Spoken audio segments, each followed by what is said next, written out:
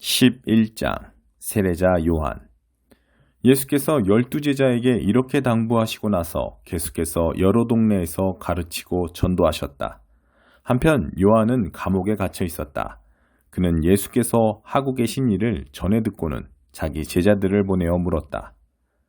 우리가 기다려온 분이 선생님입니까? 아니면 아직도 기다려야 합니까? 예수께서 그들에게 말씀하셨다. 가서 지금 벌어지고 있는 일을 요한에게 말하여라. 눈먼 사람이 보고 저는 사람이 걷고 나병 환자가 깨끗해지고 귀먹은 사람이 듣고 죽은 사람이 살아나며 이 땅에 불쌍한 사람들이 하나님께서 자기들 편임을 깨닫는다. 이것이 너희가 기대하던 것이냐? 그렇다면 너희야말로 가장 복된 사람인 줄 알아라. 요한의 제자들이 보고하러 떠나자 예수께서 무리에게 요한에 대해 말씀하셨다. 그를 보러 광야로 나갈 때 너희는 무엇을 기대했더냐? 주말을 쉬러 나온 사람이더냐? 아닐 것이다. 그럼 무엇이냐? 멋진 양복을 차려입은 교주더냐? 광야에서는 어림도 없다. 그럼 무엇이냐? 예언자냐? 맞다. 예언자다. 너희 평생의 최고의 예언자일 것이다. 그는 예언자 말라기가 내가 내 예언자를 앞서 보내어 내 길을 평탄하게 만들 것이다 라고 말한 그 예언자다. 지금 무슨 일이 벌어지고 있는지 내가 말해주겠다. 역사상 어느 누구도 세례자 요한보다 나은 사람이 없다. 그러나 그가 너희에게 준비시킨 천국에서는 가장 낮은 사람이라도 요한보다 앞선다. 오랫동안 사람들은 스스로 하나님 나라에 들어가려고 애써왔다. 그러나 예언자들의 책과 하나님의 율법을 자세히 읽어보면 알겠지만 그 모든 것이 요한에서 절정을 이루고 요한과 협력하여 천국의 메시아를 위한 길을 예비하고 있다. 이렇게 보면 요한은 너희 모두가 어서 와서 메시아를 소개해 주기를 고대했던 그 엘리야가 맞다. 내 말을 듣고 있느냐? 정말로 듣고 있느냐? 이 세대 사람들을 어떻게 설명할 수 있을까? 그들은 우리는 더 놀고 이야기하고 싶은데 엄마 아빠는 늘 피곤하고 바쁘다고 해요 하고 불평을 늘어놓는 아이와 같다. 요한이 와서 금식하니 사람들은 그가 미쳤다고 했다. 내가 와서 실컷 먹으니 사람들은 내가 술고래며 인간 쓰레기들의 친구라고 했다. 본래 여론조사는 믿을 만한 것이 못되지 않더냐. 음식 맛은 먹어보아야 한다. 자연스러운 은혜의 리듬을 배워라.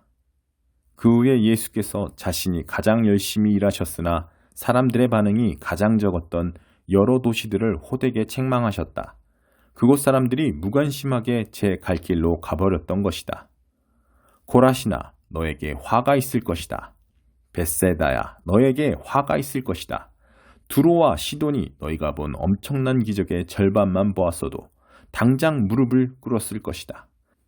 심판날에 그들은 너희에 비하면 가벼운 벌로 끝날 것이다.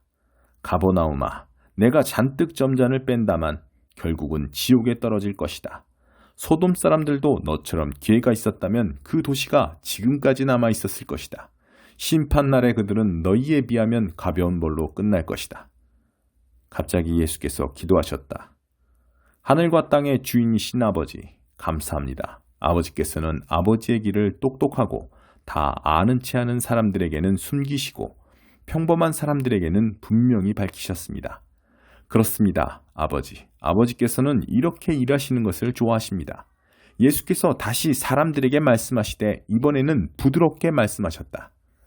아버지께서 이 모든 것을 내게 행하고 말하라고 맡겨주셨다. 이것은 아버지와 아들이 서로를 잘 아는 친밀한 관계에서 비롯되는 부자간의 독특한 일이다. 아무도 아버지가 아는 것처럼 아들을 아는 이가 없고 아들이 아는 것처럼 아버지를 아는 이도 없다. 하지만 나는 이것을 나 혼자만 누릴 생각이 없다.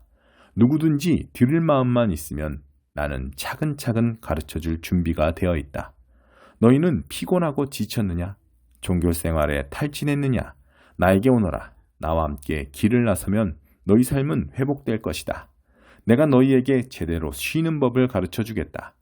나와 함께 걷고 나와 함께 일하여라. 내가 어떻게 하는지 잘 보아라. 자연스러운 은혜의 리듬을 배워라. 나는 너희에게 무겁거나 맞지 않는 짐을 지우지 않는다. 나와 함께 있으면 자유롭고 가볍게 사는 법을 배울 것이다. 12장 안식일의 주인. 어느 안식일에 예수께서 제자들과 함께 곡식이 무르익은 밭 사이를 거닐고 계셨다. 제자들이 배가 고파 곡식 이삭을 따서 씹어 먹었다. 바리새인들이 그 일을 예수께 일러 바쳤다. 당신의 제자들이 안식일 규정을 어기고 있습니다. 예수께서 말씀하셨다. 정말이냐? 너희는 다윗과 그 동료들이 배고플 때 한 일을 읽어보지 못했느냐? 그들이 성소에 들어가서 제사장들 외에는 아무도 먹지 못하게 되어 있는 제단에서 갓 물려낸 빵을 먹지 않았느냐? 또 너희는 성전에서 직무를 수행 중인 제사장들이 매번 안식일 규정을 어기는데도 죄가 되지 않는다는 것을 하나님의 율법에서 읽어보지 못했느냐? 여기에는 종교 이상으로 훨씬 많은 문제가 걸려 있다. 너희가 만일 나는 경직된 의식보다 유연한 마음을 더 원한다 고 한 성경의 말씀의 뜻을 조금이라도 안다면 사소한 일로 이렇게 트집 잡지는 않을 것이다. 인자는 안식일의 종이 아니라 주인이다. 예수께서 밭을 떠나 그들의 회당에 들어가셨다. 거기에 한쪽 손이 오그라든 사람이 있었다. 그들은 예수께 안식일에 병을 고치는 것이 율법에 맞습니까? 하고 물었다. 예수를 함정에 빠뜨리려고 했던 것이다. 예수께서 대답하셨다. 여기에 혹시 자신의 어린 양 한 마리가 골짜기에 떨어졌는데 안식일이라고 해서 그 어린 양을 끌어내지 않을 사람이 있느냐? 하물며 인간에게 친절을 베푸는 것이 짐승에게 친절을 베푸는 것만큼이나 율법에 맞지 않겠느냐? 그러고 나서 예수께서 그 사람에게 말씀하셨다. 네 손을 내밀어라. 그가 손을 내밀자 그 손이 다 나았다. 바리새인들은 발끈에 나가서는 예수를 파멸시킬 방도를 흥분하며 이야기했다. 내가 택한 나의 종. 예수께서 사람들이 자기를 붙잡으려는 것을 아시고 다른 데로 가셨다. 많은 사람들이 따라왔고 예수께서는 그들을 다 고쳐주셨다. 또 그들에게 소문을 내지 말라고 당부하셨다. 이사야가 기록한 대로 하신 것이다. 내가 신중히 택한 종을 잘 보아라. 나는 그를 한없이 사랑하며 기뻐한다. 내가 내 영을 그 위에 두었으니 그가 모든 나라에 정의를 선포할 것이다. 그러나 그는 소리 지르거나 목소리를 높이지 않으며 길가에서 소란을 피우지 않을 것이다. 그는 누구의 감정도 짓밟지 않으며 너희를 궁지에 몰아넣지도 않을 것이다. 어느새 그의 정의가 승리할 것이며 아득히 먼 곳에 믿지 않는 사람들까지도 들려오는 그의 이름만 듣고도 희망을 품게 될 것이다. 중립지대는 없다. 그 후에 사람들이 귀신 들려 눈물고 기먹은 불쌍한 사람을 예수 앞에 데려왔다. 예수께서 그를 고쳐 시력과 청력을 되찾아 주셨다. 그것을 본 사람들이 감동했다. 이 사람은 다윗의 자손이 틀림없다. 그러나 바리새인들은 그 보고를 듣고서 빈정대며 말했다. 마술이다. 소매자락에서 마귀의 속임수를 끄집어낸 것이다. 예수께서 그들의 비방에 맞섰다. 같은 사람에게 서로 상반되는 판결을 내리는 재판관은 자기 말을 무효로 하는 것이다. 늘 싸움질하는 가정은 무너지게 마련이다. 사탄이 사탄을 쫓아내면 어느 사탄이 남아나겠느냐. 너희가 나를 마귀라고 욕하며 마귀 쫓아내는 마귀라 부른다면 너희의 귀신 쫓아내는 자들에게도 똑같은 욕이 되지 않겠느냐? 그러나 내가 하나님의 능력으로 악한 귀신들을 내쫓는 것이라면 하나님 나라가 확실히 여기 있는 것이다. 환한 대낮에 시퍼렇게 눈을 뜬 건장한 사내의 집에 들어가서 그 살림을 가지고 달아나려면 먼저 그 사람을 묶어야 하지 않겠느냐. 그를 묶으면 집을 깨끗이 털 수 있다. 이것은 전쟁이며 중립지대는 없다. 내 편이 아니라면 너희는 내 적이다. 돕지 않으면 방해하는 것이다. 용서받지 못할 말이나 행동은 없다. 그러나 너희가 고의로 하나님의 영을 끝까지 비방하면 너희를 용서하시는 바로 그분을 물리치는 것이 된다. 너희가 어떤 오해로 인자를 거부하면 성령께서 너희를 용서하실 수 있다. 그러나 성령을 거부하면 너희는 자신이 걸터 앉은 나뭇가지를 톱으로 잘라내는 것이고 용서하시는 그분과의 모든 관계를 너희 자신의 사악함으로 끊어버리는 것이다. 건강한 나무를 키우면 건강한 열매를 거둔다. 병든 나무를 키우면 벌레 먹은 열매를 거둔다. 열매를 보면 나무를 알 수 있다. 너희 생각은 뱀 구덩이와 같다. 너희 생각이 그렇게 더러운데 어떻게 너희 말이 온전할 수 있겠느냐? 너희 말에 의미를 부여해 주는 것은 사전이 아니라 너희 마음이다. 선한 사람은 철마다 선한 행실과 선한 말의 열매를 맺는다. 악한 사람은 과수원의 마른 병과 같다. 내가 너희에게 말한다. 이 부주의한 말 한마디 한마디가 되돌아와서 너희를 괴롭힐 것이다. 결산의 날이 올 것이다. 말에는 막강한 힘이 있다. 말에 신중을 기하여라. 말이 너희를 구원할 수도 있고 너희를 저주할 수도 있다. 요나의 증거. 나중에 종교학자와 바리새인 몇 사람이 예수를 찾아왔다. 선생님, 당신의 신임장을 보고 싶습니다. 하나님이 함께 하시는 일이라는 확실한 증거를 보여주십시오. 기적이라도 보여주시지요. 예수께서 말씀하셨다. 너희가 증거를 찾고 있으나 엉뚱한 증거를 찾고 있다. 너희는 너희의 호기심을 만족시켜주고 기적에 대한 너희의 욕망을 채워줄 무언가를 바란다.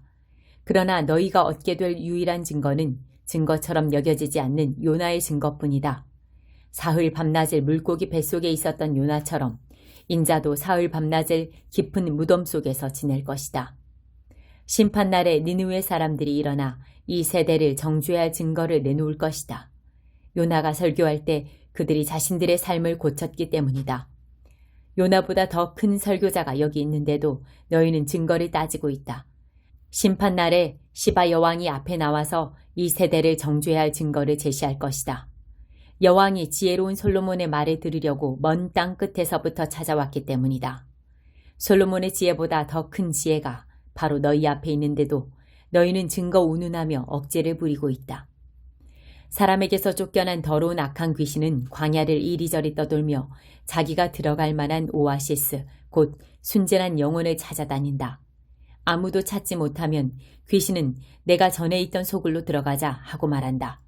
돌아가 보니 그 사람은 흠 하나 없이 깨끗한데 텅 비어 있다. 그래서 악한 귀신은 달려가서 자기보다 더 악한 귀신을 7이나 끌어모아서는 다 함께 그 사람 안에 들어가 난장판을 벌인다. 결국 그 사람의 상태는 깨끗함을 받지 않았던 처음보다 훨씬 나빠진다. 바로 이 세대가 그렇다. 너희 생각에는 너희가 삶의 쓰레기를 치워내고 하나님 앞에 준비된 것 같을지 모르나 너희는 내 나라의 메시지를 순순히 받아들이지 않았다. 이제 온갖 마귀가 다시 들어오고 있다. 순종이 피보다 진하다. 예수께서 아직 무리에게 말씀하고 있는데 그분의 어머니와 형제들이 나타났다. 그들은 밖에서 예수께 말을 전하려고 했다. 누군가 예수께 말씀드렸다. 선생님의 어머니와 형제들이 이야기하려고 밖에 있습니다. 예수께서 직접 답하지 않고 이렇게 말씀하셨다. 내 어머니와 형제들이 누구라고 생각하느냐? 그러고는 제자들을 향해 손을 내미셨다. 잘 보아라. 이들이 내 어머니요 형제들이다. 순종이 피보다 진하다. 내 하늘 아버지의 뜻에 순종하는 사람이 내 형제요 자매요 어머니다.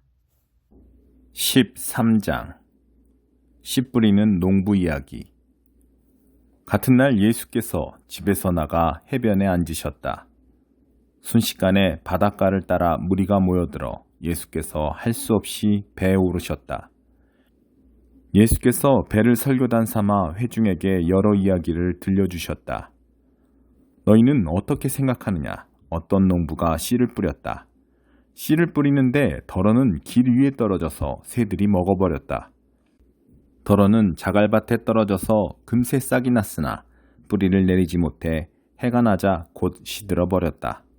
덜어는 잡초밭에 떨어져서 싹이 났으나 잡초가 짓눌러 버렸다. 덜어는 좋은 땅에 떨어져서 농부가 생각지도 못한 큰 결실을 맺었다. 너희는 듣고 있느냐? 정말로 듣고 있느냐? 왜 이야기인가? 제자들이 다가와서 물었다. 왜 이야기로 말씀하십니까? 예수께서 대답하셨다. 너희에게는 하나님 나라를 아는 깨달음이 주어졌다. 너희는 하나님 나라가 어떻게 되어가는지 안다. 그러나 이 선물, 이 깨달음은 누구한테나 있는 것이 아니다. 어떤 사람에게는 주어지지 않았다. 누구든지 준비된 마음이 있으면 언제라도 깨달음과 이해가 막힘없이 흐른다. 그러나 준비된 마음이 없으면 깨달음은 흔적도 없이 금세 사라진다. 내가 이야기로 말하는 것은 그런 이유에서다. 마음을 준비시키고 마음을 열어 깨닫도록 주의를 환기시키려는 것이다. 현재 상태로는 그들은 세상 끝날까지 쳐다보아도 보지 못하고 지칠 때까지 들어도 깨닫지 못한다.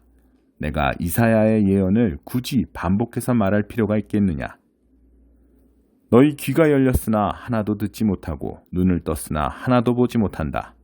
이 사람들은 머리가 꽉 막혔다. 그들은 듣지 않으려고 손가락으로 귀를 틀어막는다. 보지 않으려고 나와 얼굴을 맞대지 않으려고 내 치유를 받지 않으려고 두 눈을 질끈 감는다. 그러나 너희는 하나님이 복 주신 눈, 곧 보는 눈이 있다. 하나님이 복 주신 귀, 곧 듣는 귀가 있다. 예언자와 겸손하게 믿는 이들을 비롯해 많은 사람들이 너희가 지금 보는 것을 보고 너희가 지금 듣는 것을 들을 수만 있었다면 그 무엇도 마다하지 않을 텐데 그럴 기회가 없었다. 씨 뿌리는 농부 이야기의 의미. 농부가 씨를 뿌리는 이 이야기에서 배워라. 누구든지 천국 소식을 듣고도 받아들이지 않으면 마음에 뿌려졌으나 겉에 그대로 남아있는 그 들은 것을 악한 자가 와서 낚아채간다. 이것이 농부가 길 위에 뿌린 씨다. 자갈밭에 떨어진 씨는 듣는 즉시 뜨겁게 반응하는 사람이다. 하지만 성품의 토양이 없다 보니 감정이 식거나 어려움이 닥치면 아무 쓸모가 없게 되고 만다. 잡초밭에 떨어진 씨는 천국 소식을 듣기는 듣지만 세상 모든 것을 갖고 싶고 더 얻으려는 염려와 망상의 잡초 때문에 숨이 막혀서 아무 소득이 없는 사람이다. 좋은 땅에 떨어진 씨는 그 소식을 듣고 받아들여서 생각지도 못한 큰 결실을 맺는 사람이다. 예수께서 또 다른 이야기를 들려주셨다. 하나님 나라는 자기 밭에 좋은 씨를 심은 농부와 같다. 그날 밤 품꾼들이 자는 동안에 그의 원수가 밀밭 사이사이에 엉겅퀴를 뿌리고는 동트기 전에 자취를 감췄다. 푸른 싹이 처음 나고 나달이 연글려고 할 때에 엉겅퀴도 함께 나왔다. 일꾼들이 농부에게 와서 말했다. 주인님, 좋은 씨만 가려서 심지 않았습니까? 이 엉겅퀴는 어디서 왔습니까? 주인은 원수가 그랬구나 하고 대답했다. 일꾼들은 엉겅퀴를 뽑을까요? 하고 물었다. 주인이 말했다. 아니다. 엉겅퀴를 뽑다가 밀까지 뽑아버리겠다. 그냥 추수 때까지 같이 자라게 두어라. 그때 내가 추수하는 사람들에게 엉겅퀴는 뽑아 따로 묶어 불사르고 밀은 거두어 곡간에 넣으라고 하겠다. 또 다른 이야기다. 하나님 나라는 농부가 심은 솔씨 하나와 같다. 솔씨는 씨로서는 아주 작지만 세월이 가면 독수리들이 그 안에 둥지를 틀 만큼 큰 나무로 자란다. 또 다른 이야기다. 하나님 나라는 여자가 보리빵 수십 개를 만들려고 반죽에 넣은 누룩과 같다. 기다리고 있으면 반죽이 부풀어 오른다. 그날 예수께서는 이야기만 하셨다. 오후 내내 이야기 시간이었다. 그분이 이야기로 말씀하신 것은 예언의 성취였다. 내가 입을 열어 이야기하겠다. 세상 첫날부터 숨겨진 것들을 내가 드러내겠다. 역사에 막이 내릴 때 예수께서 회중을 돌려보내시고 집에 들어가셨다. 제자들이 들어와서 말했다. 밭의 엉겅퀴 이야기를 설명해 주십시오. 그래서 예수께서 설명해 주셨다. 좋은 씨를 뿌리는 농부는 인자다. 밭은 세상이고 좋은 씨는 천국 백성이다. 엉겅퀴는 마귀의 백성이고 엉겅퀴를 뿌리는 원수는 마귀다. 추수 때는 시대의 끝이고 역사의 끝이다. 추수하는 일꾼들은 천사들이다. 엉겅퀴를 묶어서 불사르는 장면은 마지막 막에 나온다. 인자가 천사들을 보내어 자기 나라에서 엉겅퀴를 뽑아 쓰레기장에 던지면 그것으로 끝이다. 그들은 높은 하늘에 대고 불평하겠지만 아무도 귀 기울이지 않을 것이다. 그러나 거룩하게 무르익은 삶들은 성숙하게 자라서 자기 아버지의 나라를 아름답게 꾸밀 것이다. 너희는 듣고 있느냐? 정말로 듣고 있느냐? 하나님 나라는 오래도록 밭에 감추어져 있다가 그 곁을 지나가던 사람이 우연히 찾아낸 보물과 같다. 찾아낸 사람은 기뻐 어쩔 줄 몰라서 이게 웬 횡재냐 하며 전 재산을 팔아 그 밭을 산다. 하나님 나라는 최고의 진주를 찾아다니는 보석상과 같다. 흠없는 진주를 만나면 그는 즉시 모든 것을 팔아 그 진주를 산다. 하나님 나라는 바다에 던져 온갖 물고기를 잡는 그물과 같다. 그물이 가득 차면 해변가로 끌어다가 좋은 물고기를 골라서 통에 담고 먹지 못할 것은 버린다. 역사에 막이 내릴 때도 그럴 것이다. 천사들이 와서 쓸모없는 물고기들은 출현해서 쓰레기통에 버릴 것이다. 엄청난 불평이 있겠지만 전혀 소용없을 것이다. 예수께서 물으셨다. 이제 이 모든 것을 알 것 같으냐? 그들은 예 하고 대답했다. 예수께서 말씀하셨다. 너희가 보다시피 하나님 나라의 훈련을 잘 받은 학생은 마치 편의점 주인과 같다. 무엇이든 필요한 것이면 신상품이든 재고든 꼭 필요한 때에 척척 찾아낸다. 이 이야기를 다 마치시고 예수께서 그곳을 떠나 고향으로 돌아가셔서 그곳 회당에서 설교하셨다. 예수께서는 모든 사람의 감탄을 자아낼 정도로 대단하셨다. 사람들은 말했다. 이 사람이 이렇게 훌륭한 사람인지 미처 몰랐다. 어떻게 이런 지혜와 이런 능력을 갖게 되었을까? 그러나 한편으로 그들은 언제 그랬느냐는 듯이 어느새 그분을 깎아내리고 있었다. 우리는 이 사람을 어려서부터 알았다. 그는 목수의 아들이다. 그의 어머니 마리아를 우리가 알고 그의 동생 야고보와 요셉과 시몬과 유다를 안다. 그의 누이들도 다 여기 살고 있다. 도대체 그는 자기가 누구라고 저러는 것인가? 그들은 아주 언짢게 생각했다. 그러나 예수께서는 예언자는 자기 고향과 가족에게 대단치 않게 여겨지는 법이다 라고 말씀하셨다. 그들의 적대감과 무관심 때문에 예수께서는 거기서 기적을 많이 행하지 않으셨다.